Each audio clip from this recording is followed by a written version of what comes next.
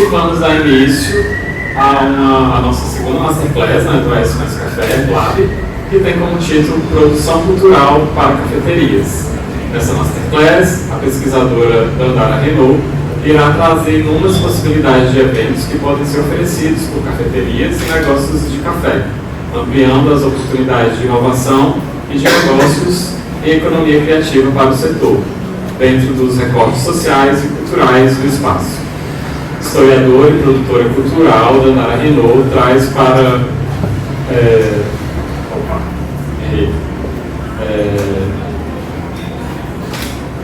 tem algum furar aqui no meu texto. Traz para sua experiência, né, do circuito público de arte e de pesquisa autônoma sobre desigualdades de raça e gênero, sobre a perspectiva histórica para sua empresa Maloca Coffee, onde faz eventos e presta consultorias em DEIP para o setor. Bom, convidamos Dandara para tomar o seu lugar aqui na conferência.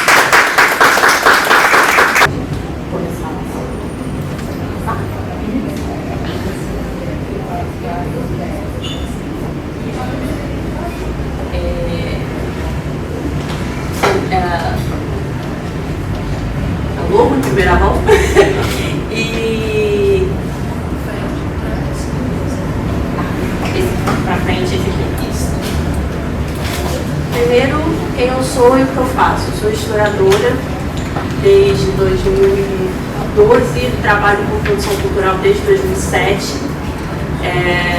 Eu comecei a trabalhar com produção antes de me formar, antes de saber que eu trabalhava com produção, na verdade. Eu trabalhava no Museu Nacional de Belas Artes e, por conta de várias coisas, eu percorri vários setores, vários departamentos e comecei a trabalhar com produção já lá. Então, eu entendo que eu comecei a trabalhar já há bastante tempo.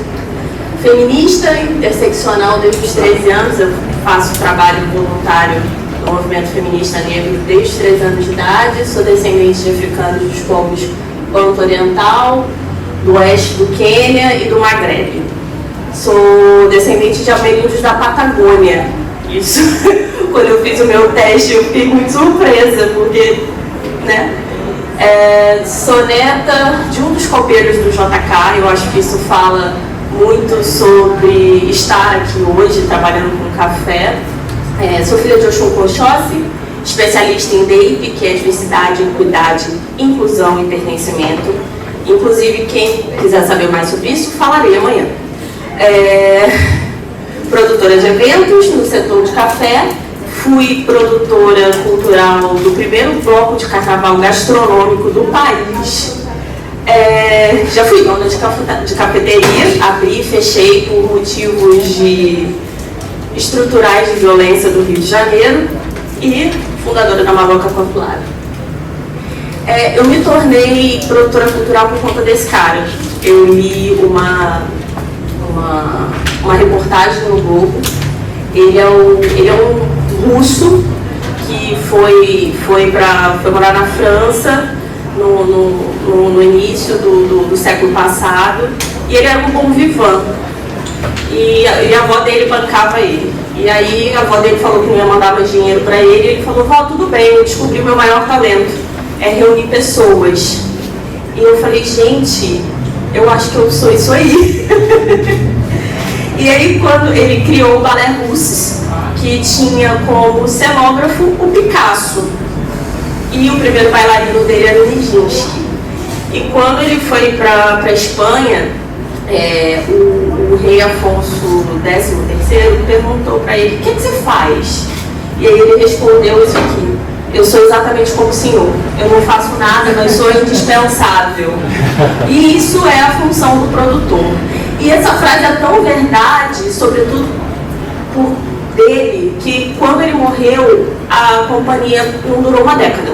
Era uma companhia enorme, super potente, viajava o mundo e acabou se desfazendo em muito pouco tempo. E aí eu me vi nesse lugar, assim, eu estava formando na faculdade, meio perdida ali, e já trabalhando com produção, mas sem entender que eu trabalhava com produção. E aí eu me vi nessa frase. E aí eu gosto de duas definições do que é ser produtor, né, que é o produtor gestor. Essa frase é do Yakov Sarkovas, que ele é presidente da Arte Cultura e da Significa, que são empresas de produção cultural, né? Ele é um gestor mesmo da coisa, né? Porque tem aquela mente criativa que vai fazendo, vai pensando, quer dizer, não vai fazendo, né? Ele vai só pensando, elucubrando, e alguém precisa botar isso na prática, alguém precisa puxar tudo aquela coisa que está no plano das ideias e puxar para baixo e falar como que a gente vai fazer isso, né? É você ter uma ideia de um espaço como esse e como que a gente viabiliza isso. E o produtor, ele faz isso, né? Ele faz essa gestão, ele faz essa administração, ele pensa os mínimos detalhes de tudo. E o produtor meio, que é bem parecido, né? Ele é a ponte, é ele que faz essa frase do Leandro Kinossov. Isso. Ele é diretor de teatro em Curitiba. Ele que criou o Festival de Teatro de Curitiba. Né? Então, é o que faz a gente... É a pessoa que liga, né? Às vezes tem um buraco ali no meio daquele processo que você não sabe como você vai resolver, como você vai fazer. E o produtor é essa pessoa de criar essas soluções, né? De trazer o impensável para o palpável. Esse foi o meu trabalho no Belas Artes, um dos meus trabalhos no Belas Artes, enquanto eu era estagiária. Que foi o meu primeiro contato assim, com produção mesmo, né? De pensar como viabilizar uma coisa. É um projeto, o projeto veio sentir através do TOC, que era pegar obras icônicas do museu e trabalhar essas obras para pessoas cegas e com baixa visão. E aí, quando eu fui revisitar a minha história para dar essa palestra, eu descobri que eu já trabalhava com acessibilidade e com inclusão e com pertencimento junto com produção. Foi muito legal isso. E assim, é tudo muito pensado, né? A gente teve como a gente vai fazer esse material,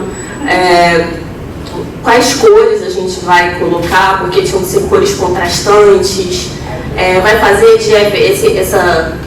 essa aqui é EVA, né? Porque assim, é um projeto muito grande, era um projeto visionário de 2007, não, isso aí já era 2008, mas com baixo recurso. Apesar da gente estar falando do Museu Nacional de Belas Artes, um dos museus mais importantes do país, a grana era curta, né? Como em todo lugar que se trabalha com cultura, a grana é sempre muito curta. E aí a gente foi, e tinha que ser um material que tinha que ser barato, porque é para pegar, é para estragar, é para desmanchar, né? Mas também precisava de ter uma outra coisa resistente, né? Para que a gente pudesse ter um molde, ter uma referência. Foi quando a gente criou o gesso. E aí aqui, essa foto na verdade é de uma exposição que teve na Paralimpíada, onde eles pegaram todas as obras que eles fizeram, eu já não estava mais lá, que eles pegaram os projetos e fizeram com plotter, não botaram as obras, o que eu particularmente achei um equívoco. Aí vinha um texto, tudo, e aí com audiodescrição, né, tudo, na época não tinha QR Code, então era fone. Né? E foi muito legal, assim, porque a gente trouxe para o espaço museal um público que a princípio não tá nesse espaço, sobretudo no Museu Nacional de Belas Artes, que é basicamente quadro. Né? Então, quando a gente fala de quadro, para pessoas que têm baixa visão e são cegas, é um espaço que perde sentido. Né? Então a gente trouxe um sentido e trouxe um outro público para esse espaço. Aqui é um outro exemplo, e aí aqui o que é legal é que aqui na obra ele está encostado num muro. E aí aqui embaixo a gente tem a reprodução, mas a gente sentiu a necessidade de mostrar que ele estava encostado no muro. Então como a gente... E aí a gente fez ele aqui em gesso. Gente, pode parecer muito fácil agora falando, mas assim, foram uns 3 meses para a gente chegar nessa conclusão óbvia de que a gente precisava disso aqui, porque a gente estava insatisfeito. E a gente foi pensando em soluções, se pode, não pode, como faz, quais são os materiais e a gente conseguiu fazer essa representação do quadro para poder dar o sentido da obra, né? E se vocês repararem, apesar das cores serem diferentes, são cores similares, porque a gente ainda teve esse cuidado com as pessoas de baixa visão, para que a gente... Bom, se as pessoas elas têm baixa visão e elas enxergam coisas, a gente precisa botar cores contrastantes, mas que se a gente precisar mudar a cor ainda faça alguma ligação com a própria obra, né? Não faria sentido botar, sei lá, o perro de roxo, sabe, de rosa, não tem no quadro. Então, de certa forma, a gente ainda tentou manter aí uma similaridade. Esse é o bloco de carnaval Coisa Quentinha, primeiro bloco de carnaval gastronômico do país, eu acho que é o único, inclusive. A proposta dele é trazer restaurantes do Rio de Janeiro com um ticket mais alto para o público em geral. Então, ele é num restaurante, em um dos restaurantes no centro da cidade, agora ele está na Tijuca, mas o primeiro ano foi no centro da cidade, onde os restaurantes colocavam barraquinhas com um prato só a R$20. Então, assim, se tornava acessível para todo mundo. E tinha roda de samba e DJ. A gente não saía, né? Porque a proposta ali era apresentar o que a gente chama de alta gastronomia para uma população que não tem acesso financeiro a isso. E é um trabalho incrível, porque as pessoas, da mesma forma que o café especial, as pessoas às vezes na cafeteria, elas não estão lá todo dia, elas em algum momento do mês, em algum momento importante, uma data especial, elas vão na cafeteria tomar esse café especial por alguma razão, né? E aí a gente cria, com o bloco, a gente criou um novo público, é um aniversário, é um pedido de casamento, as pessoas começaram a acessar esses lugares de maneira diferente, porque elas não... primeiro, diferente não, elas começaram a acessar porque elas não se imaginavam nesses espaços, né? Então, você põe na rua, no centro da cidade, chefes renomados de cozinha, em barraquinha, sabe essa barraquinha de madeira de feira? Era isso. E assim, eu tinha que fazer tudo. Eu ia na licença na polícia, licença do bombeiro, vigilância sanitária, né? Então, por trás desse projeto, a gente tem uma série de coisas, muito chá de cadeira, né, para tirar todas essas licenças, pegar as documentações dos restaurantes para levar junto para vigilância, pensar em toldo para caso chova, porque é um espaço aberto, pedir ponto de luz na light, né, porque senão a ponto do restaurante sede fica impossível, e aí lidar com essas datas, com esses prazos, pedir autorização na Rio Tour, porque coisa de carnaval também é lá, negociar com a Liga de Blocos, porque era o primeiro ano do bloco, né? Então, são uma série de coisas que tinham que ser feitas que a gente, quando vai, não tem nem ideia. E aí foi quando, aqui é o Centro Cultural Leonardo Studart, que é um centro cultural do Rio de Janeiro, ligado à Subsecretaria de Direitos da Mulher, ele não é ligado à Secretaria de Cultura, e aí foi o lugar, em relação a dinheiro, mais difícil que eu já trabalhei na vida, porque se um centro cultural ligado à Secretaria de Cultura já não tem dinheiro, né, porque o recurso é escasso, imagina quando ele não está num espaço de prioridade. E ele é um centro cultural voltado para gênero, pesquisa em gênero, qualquer tipo de arte focado no recorte de gênero. E aí eu comecei a trabalhar com produção cultural e fazer eventos nesse espaço. O espaço tinha um jardim, é super bonito, e é no centro da cidade, no que é o Porto Maravilha, né? Ali perto na rua do Cais do Valongo. Mas eu trabalhei lá antes, né? Não tinha essa era uma outra coisa, era um outro centro, era uma outra realidade. E uma coisa muito legal que a gente fez foi que a gente expandiu o centro cultural para a rua, né? Tinha uma rede de mulheres grafiteiras que davam aula lá dentro e elas grafitaram todo o entorno, né? E esse grafite aqui em específico é da Tia Lúcia. Ela é a maior artista naif do país, nascida e criada na zona portuária. Eu tive a honra de conhecê-la. Era uma mulher incrível e dava oficina. Ela fazia trabalho com garrafa PET, com tampinha, né? Então a gente tinha todo o processo. Ela fazia as obras dela lá, ela pedia para que a gente fizesse campanha para recolher material para que ela pudesse fazer as obras dela, e ela fez várias exposições lá. Aqui é o Centro Municipal de Arte Hélio Oiticica, que é um centro municipal de arte contemporânea do Rio de Janeiro, que fica numa região muito parecida com essa aqui, eu estava falando com o Marcelo. Fica na Praça Tiradentes, perto do Saara, que é uma região de comércio popular, e a gente tinha um desafio muito grande lá, né? Como trabalhar a arte contemporânea, que é uma coisa muito conceitual, que às vezes até quem trabalha com isso olha e não entende nada, num espaço totalmente popular, onde as pessoas não pensam essas coisas.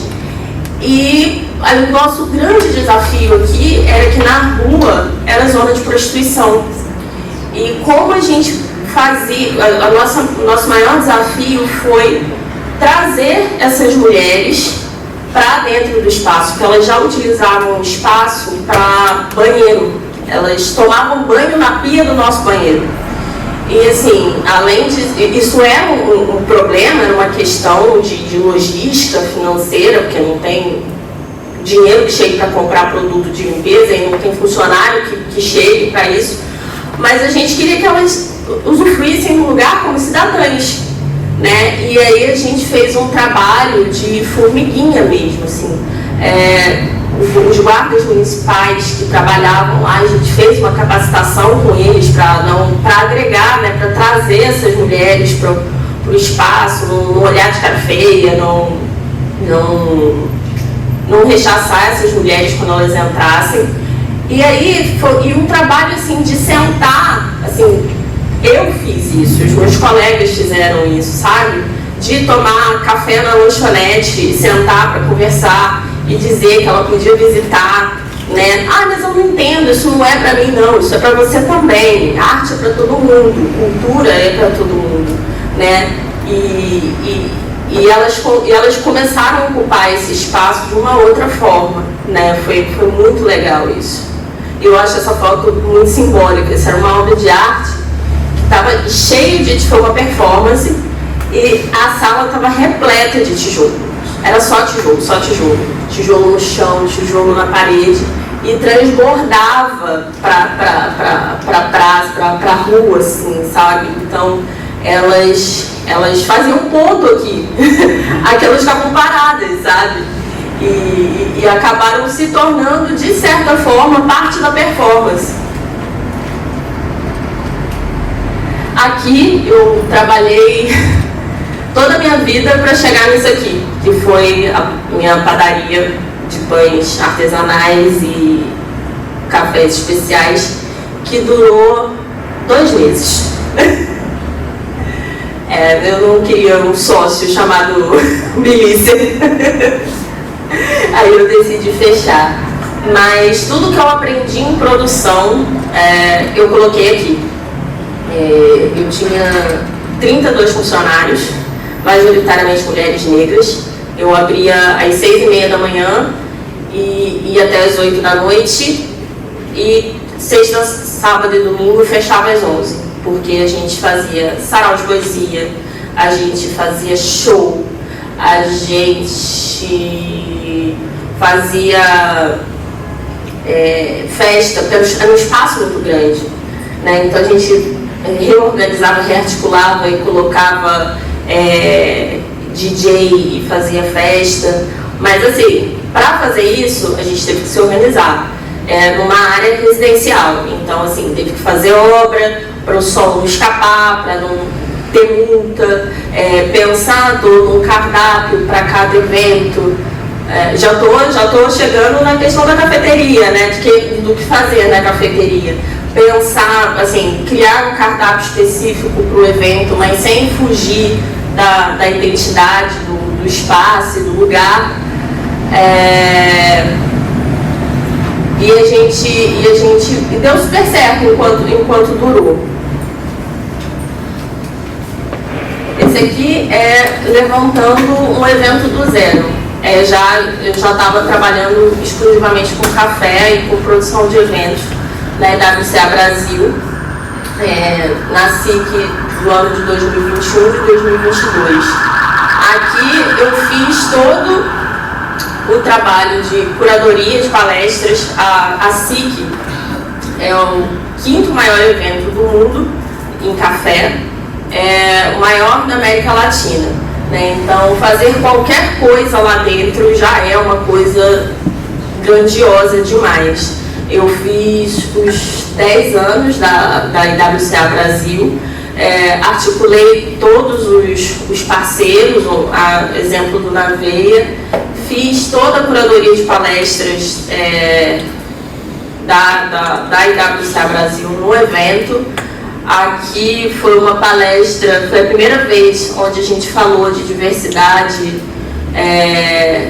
na SIC, foi a primeira vez que essa pauta foi levantada.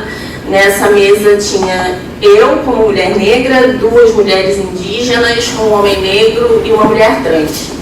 E ano passado a gente fez uma mesa com uma mulher trans, um homem trans, eu de mulher negra e uma pessoa com deficiência invisível, uma pessoa neuroatípica, né? E aí, de novo, ver toda a documentação, articular com os parceiros, muita reunião e muita negociação. Aqui foi o ano passado, né, onde a gente o projeto é o Cubbing da CNA, da Confederação Nacional de Agricultura e Pecuária, onde a gente faz um trabalho extremamente extenso de aproximação e sensibilização tanto com os produtores quanto os compradores, né? A proposta é mas diminuir o atravessador, né? Porque isso gera lucro para o produtor e para o comprador. O produtor consegue vender o café mais caro e o comprador consegue comprar mais barato, então fica bom para todo mundo. E são todos cafés especiais com valor agregado, de café de mulher, café de pessoas racializadas, café orgânico, café de higiene. Então a gente faz todo um trabalho de falar para o produtor, olha, o seu café ele tem uma nota acima de 80, mas ele é orgânico, então você pode vender ele por X a mais, porque ele é orgânico, ou porque você é negro, porque você é indígena, porque você é quilombola, e faz o trabalho na outra ponta de sensibilizar esse comprador a pagar mais nesse café, né? Eu acho que isso vai crescer muito agora com o novo protocolo da SCA, que vai ser colocado implementado oficialmente a partir do ano que vem, né? Que são os valores extrínsecos. A gente prova o café, a gente dá a nota a gente avalia ele sensorialmente, mas com os valores extrínsecos agora a gente vai conseguir valorizar esses cafés por outros motivos e vai conseguir vender ele por esses motivos também, né? E isso é uma demanda do consumidor final. Essa demanda essa pressão no mercado, essa mudança de mercado está vindo do consumidor final, porque ele chega na sua cafeteria e fala assim: esse café é de quem? Ele não quer saber a nota. Ele tem notas de maracujá, ele tem uma acidez cintilante. Não, ele quer saber quem produziu, a forma que produziu. Então, as cafeterias e o mercado tem que se adequar. E o mais legal, que eu fico com muito orgulho desse projeto, é que a SCA começou a pensar isso ano passado. E o projeto tem mais tempo do que a SCA. Então, assim, o governo brasileiro, ele está à frente de todo esse processo, né? Já vem pensando em incluir essas coisas já desde antes. E aí a gente faz todo esse trabalho de sensibilização, de captação dessas histórias desses produtores, a gente faz a verificação das amostras, a gente torra essas amostras, a gente monta as mesas de camping, a gente faz a aproximação desses produtores após os produtores e compradores após o evento, a gente acompanha, vê se a gente só não interfere na negociação, né? A gente não dá preço no café, a gente não fala, não diz se deve ou não comprar, mas a gente faz um acompanhamento. Então, assim, é uma dinâmica de um ano inteiro para 3 dias. A gente trabalha um ano inteiro para acontecer isso em 3 dias. E aí a gente faz café da manhã para ver se as pessoas se conhecerem, faz coquetel, faz uma série de coisas. Gente, isso são coisas que eu vou falar aqui.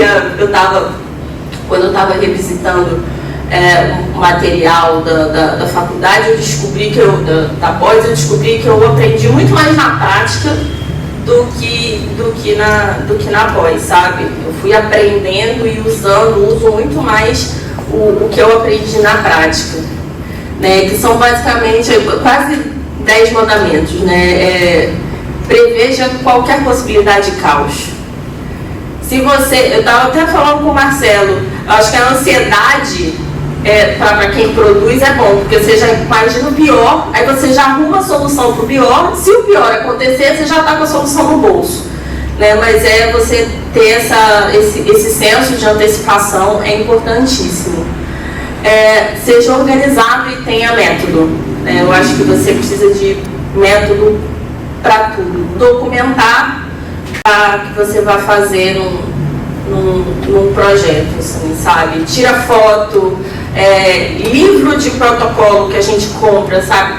Que a gente compra na papelaria, assim, entregou, assina, recebeu, assina. Tire todos os alvarás, cartas, se você for montar um projeto com parceria com alguém, faz uma carta de anuência, que você está tendo autorização, faz termo de parceria, sabe? Documenta tudo. Delegue. Eu sei que eu, pelo menos, tenho uma dificuldade enorme em delegar e dizer, faz isso, faz aquilo. Por mim, eu faria tudo, mas não dou conta.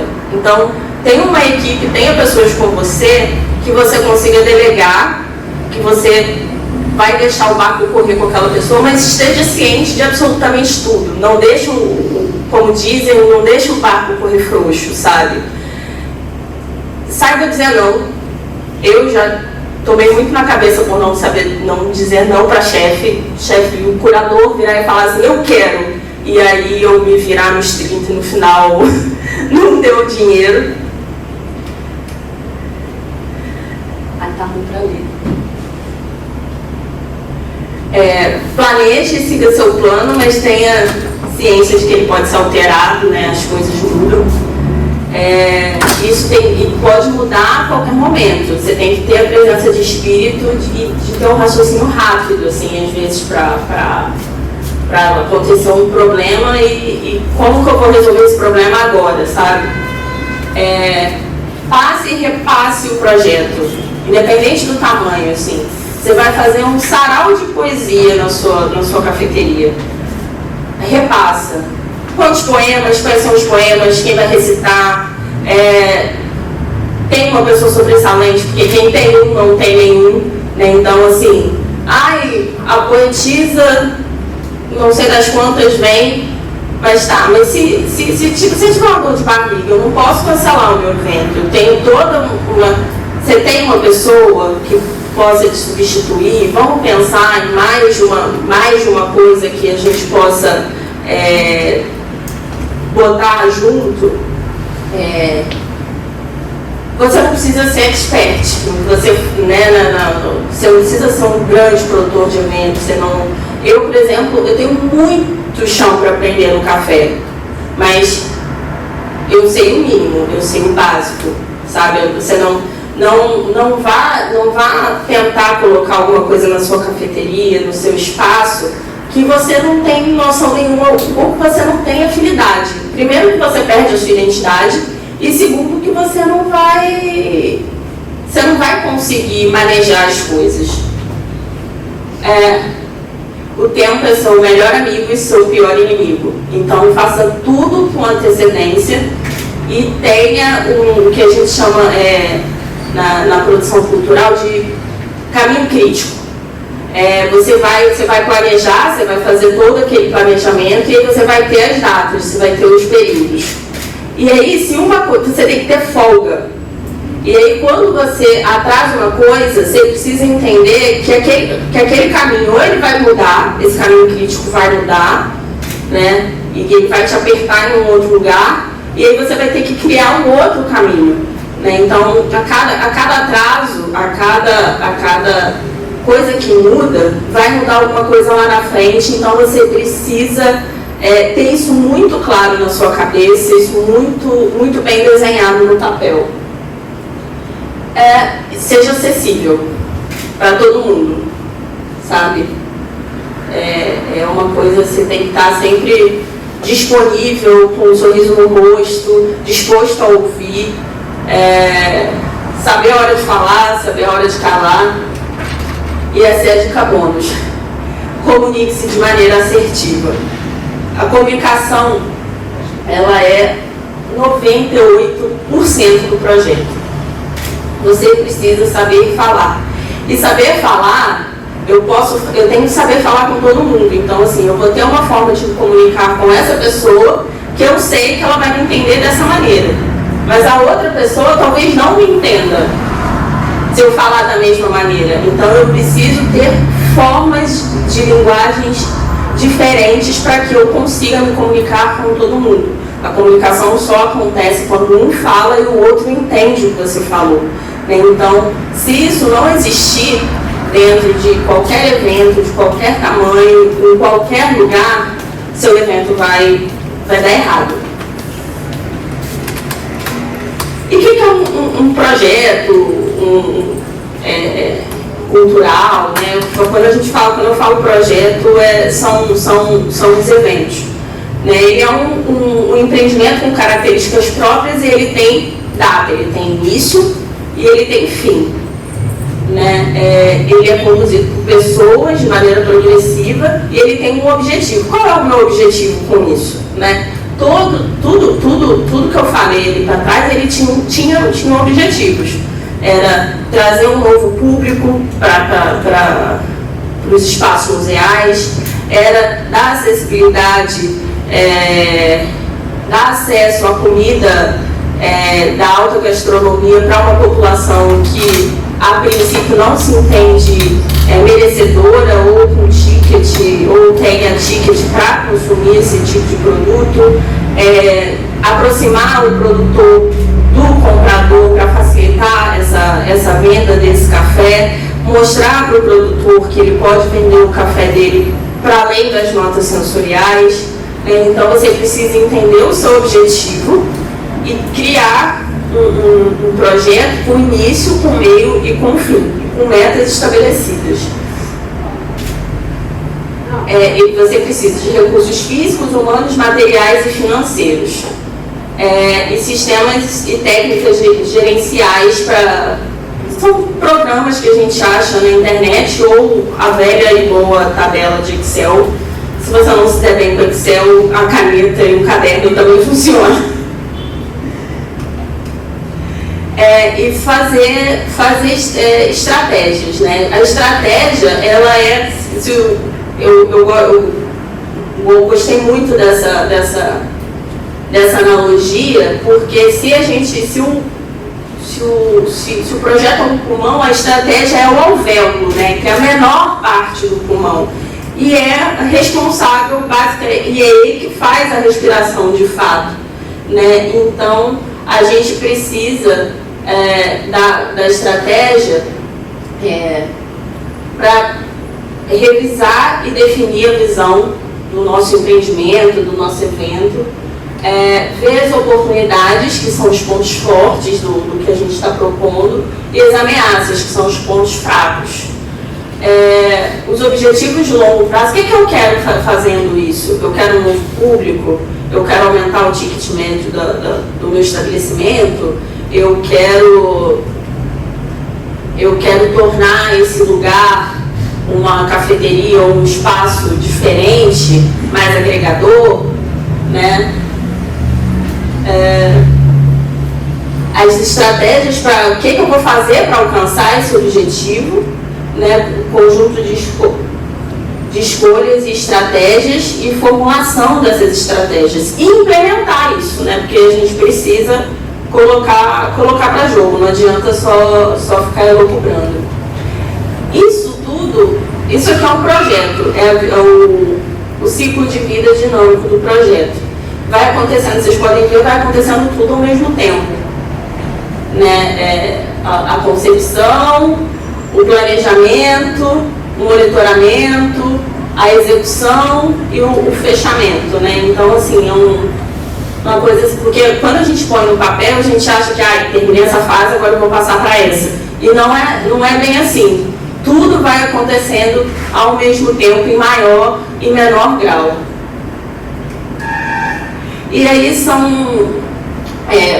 métodos prescritivos ou tradicionais, que é isso que eu estou falando, né? Você tem um objetivo, você pensou, você estabeleceu, e aí você vai meio que dando um passo de cada vez, apesar de ser tudo junto. Né, ele te dá mais esse tipo de pensamento, te dá mais segurança, né? E aí, por exemplo, o sarau de poesia mensal na sua cafeteria, o que está no escopo do projeto? Pensar o que vai ser consumido, você precisa reavaliar suas compras, aí você precisa falar com seus fornecedores, você vai ter que rever o horário e a escala dos funcionários, agilizar a forma de pagamento para os clientes, contratar os músicos e os poetas, fazer a curadoria ou contratar quem faça, né? Porque você pode gostar de poesia, mas você pode gostar de música e não ser músico. Então, né, você contratar alguém para fazer isso para você, rearticular os pagamentos com os fornecedores, comunicar esse evento e avaliar esse evento depois. O que não está no escopo desse projeto? Trocar equipamento da cafeteria, consertar o ar-condicionado. Então, assim, a gente precisa entender o que faz parte do projeto, o que não faz parte do projeto, para poder se organizar. Eles atendem especificações ou requisitos aos quais são condições ou características que atendem às especificidades, né, dos stakeholders. Stakeholders as pessoas interessadas. Que precisam estar presentes no projeto. Os requisitos funcionais, que definem as funcionalidades do produto, do sistema, cadastro de cliente, análise de crédito, transação de bancos e dados.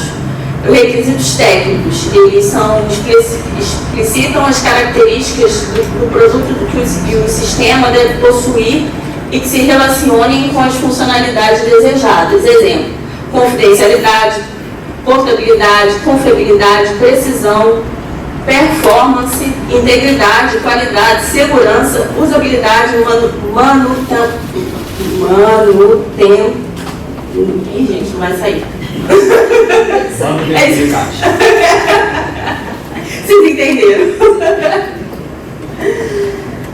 Então, assim, trabalhar quando a gente faz um projeto, a gente trabalha com coisas que não estão não é palpável, né? Como é que eu vou trabalhar confiança, né? Como isso é um requisito técnico? Como mensurar isso? Né? Como estabelecer esses critérios Mas esses critérios não foi eu coloquei não, tá, gente? Isso é da faculdade. Isso aí a faculdade me ensinou. E aí, um resumo do que é um projeto prescritivo. Ele é a concepção, aí tem o projeto de Canvas, que é um modelinho de projeto que acha na internet, a gente vai falar dele daqui a pouco. Aí quando você faz a concepção do project, você aprova ou não. Aí você aprovou, aí você faz tudo isso aqui, estabelece tudo isso aqui. A data de início e de término, as folgas das atividades e os gargalos, que foi o que eu falei que era um caminho crítico, a lista de entrega com as respectivas datas, incluindo entregas parciais, né? Dispêndio dos recursos financeiros, monitoramento, readequações, avaliação e fechamento. E o método ágil é uma forma mais simples, mais concisa, mas eu particularmente acho mais perigosa, porque você faz o mínimo viável, você calcula você faz o seu objetivo, você entende a sua demanda, e aí você faz o mínimo, e a partir desse mínimo você tem um projeto, e aí você vai consertando ele no decorrer do tempo. Eu particularmente prefiro o outro, é mais longo, é mais cansativo, mas eu particularmente prefiro o outro. E método ágil, gente, tem aí aos montes modelos e formas de fazer, que eu não vou entrar nisso.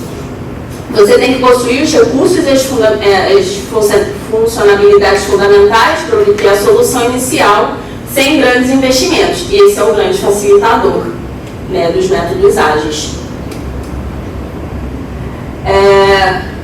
Os pontos importantes são o foco no cliente e a demanda explicitada, né? Então, se você tem uma demanda e você precisa atender essa demanda para chegar no seu cliente, ele é criativo, ele gera uma versão simples para uma solução simples para o seu problema, e ele tem um valor que ele pode te dar uma entrega mais rápida. Para você construir um MVP, que é o mínimo produto viável, você tem que ter esse problema muito bem identificado. Você precisa saber assim, exatamente qual é a sua questão. E você precisa do retorno desse cliente, né, para saber se o projeto deu certo ou não. E aí, na prática, identificar os requisitos do projeto do produto e detalhar o escopo.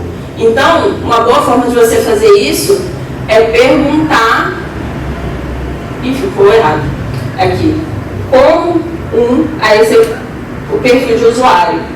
Eu gostaria de ter algo específico nesse produto para gerar valor no negócio. Então, assim, essa setinha aqui era para cá. Então, assim, como um dono de cafeteria, eu gostaria de ter um café de pessoas negras para gerar valor agregado para a minha cafeteria, né? E aí você identificou o problema, criou o projeto e agora você vai correr atrás desse produtor negro.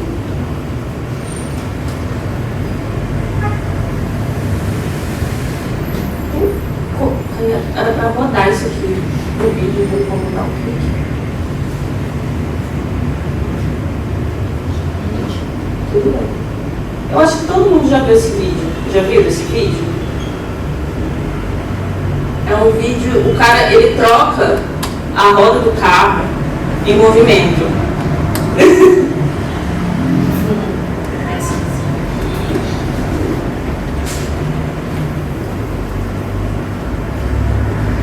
Não, você não vai não, eu já contei.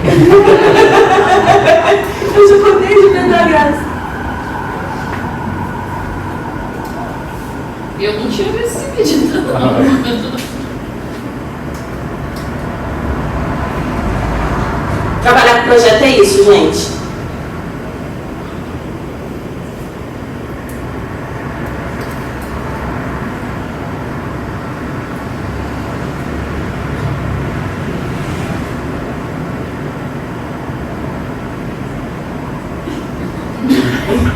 É assim que a gente constrói essa mais café.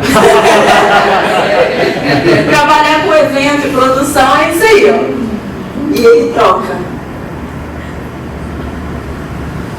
Isso é quando tá dando tudo certo, porque de vez em quando a outra roda solta. Volta lá, sem problema. Pode ir lá naquele slide, lá naquele último, aí clica no título.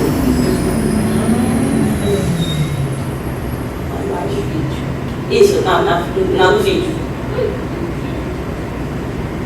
A 26, isso.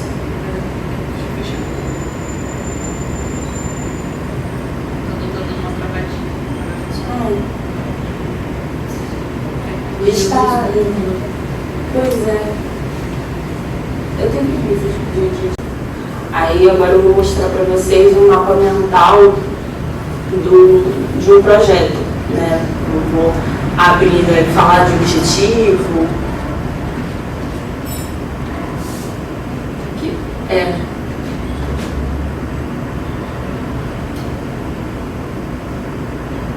Desce. Na caixinha do zoom lá embaixo. Lá.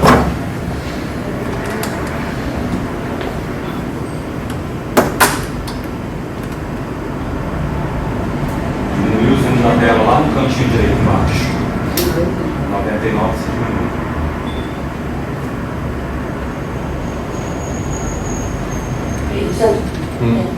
Vocês estão chorando? Que eu não estou chorando. É porque está bem espaçado, você tem que subir e descer. É porque ele abre muito, ele vai abrindo muito. Os interessados no nosso evento. E aí a gente tem articulação política, e aí quando eu falo política não é política. É a política assim, é com o vizinho. Você vai botar uma música, você vai abrir, você vai fechar mais tarde, né? Então você precisa fazer uma comunicação, você precisa ver quem está interessado no seu evento, quem é o público-alvo, quem é as pessoas que podem te ajudar, influenciadores da comunidade, pessoas que podem investir no seu projeto. Né? Às vezes você não tem o dinheiro para fazer determinada coisa, mas você pode ter um patrocinador, né? Você pode criar, por exemplo, um TNT de leite vegetal para trazer gente para sua cafeteria e você não ter dinheiro para bancar isso aí lá na porta da tal da castanha, do Naveia, daí também de qualquer um bater na porta e trazer essa pessoa com algum investimento, seja financeiro ou de insumo. Pode ir. Gente, eu juro que se vocês me mandarem um e-mail, eu mando isso para vocês. Entender o contexto, né, do seu estabelecimento e do seu evento, para que você possa estruturar ele de maneira correta, para você não fazer uma coisa equivocada e que não tem sentido para você. Um exemplo que eu trago é quando eu estava com a padaria, ainda tem, coisa de parapente na cidade, no bairro do lado. Né? Então eles me fizeram a proposta de pegar o pessoal que fazia desses parapentes na praia. A minha padaria ficava em Saquarema. Eles desciam na praia e aí levar o pessoal para tomar café da manhã lá, né? Mas eu precisei estudar, acabou que não aconteceu por conta do tempo, né? Mas eu precisei estudar se isso fazia sentido para a padaria, para o contexto local, porque não ia ser uma coisa de todo dia, mas que também poderia atrapalhar a dinâmica do fluxo do cotidiano do lugar, né? Porque é muito cedo, né? Eles chegam com eles iam descer, iam vir com aquele material que não tem como deixar na praia, não tinha estacionamento perto, né? Então, assim, foram coisas que eu precisei estudar antes de dar a resposta. Minha resposta foi não, mas tive uma outra proposta de trabalhar, de dar cursos de qualificação pela prefeitura dentro da padaria. Esse foi um projeto que fazia sentido, tinha um contexto que fazia sentido para mim e para a comunidade. Então, eu aceitei também. Fechei e não acabou não acontecendo, mas a gente precisa entender quais são os contextos.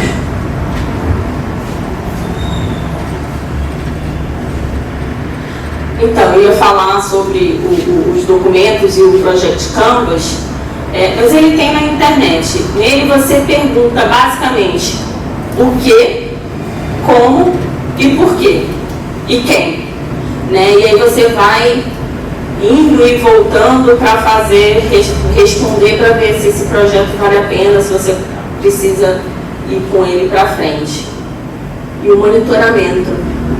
Você estava achando ruim 20? Esse tinha 39.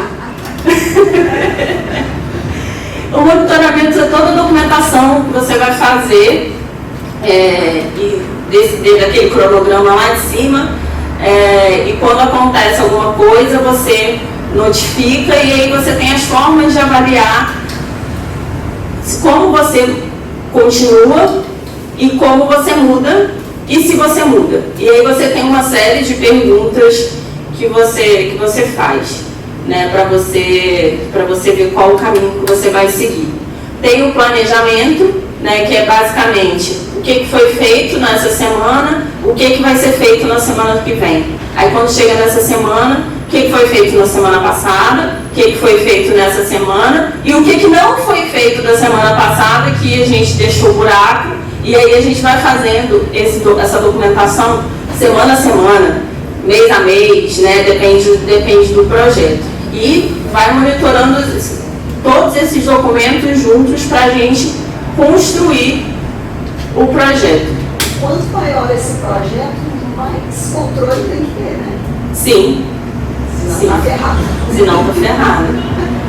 Senão está ferrado. Porque é muito difícil fazer. É possível fazer sozinho? É, mas a troco da sua sanidade mental. A troco da sua sanidade mental. Sozinho a gente não faz nada. Eu achei muito importante também a gente ter ferramentas, né? Acho que hoje a tecnologia ajuda muito, né? Sim. Nesse processo de fazer esse monitoramento, de delegar as funções entre equipe. Acho que o próprio uso do mapa mental é uma coisa que ajuda muito na hora de estruturar um projeto. Quando ele funciona, quando ele abre. Mas estamos montando um projeto. Quando ele abre, está tudo certo. É uma questão técnica, mas assim, no dia a dia acho que funciona bem. Assim, essas ferramentas ajudam para quem não tem essa intimidade com a tecnologia. O bom de papel e caneta também é maravilhoso. Eu sou a tia Vé do goleiro. Eu uso, mas eu só passo para ele, porque eu faço tudo no papel e depois eu uso a tecnologia, né? Tem o monitoramento e a avaliação, que por algum motivo não estou vendo aí, apesar de eu ter visto. Ou seja, o problema já está vindo de antes, eu tinha percebido. É a avaliação. Tá dentro dos 39 a avaliação.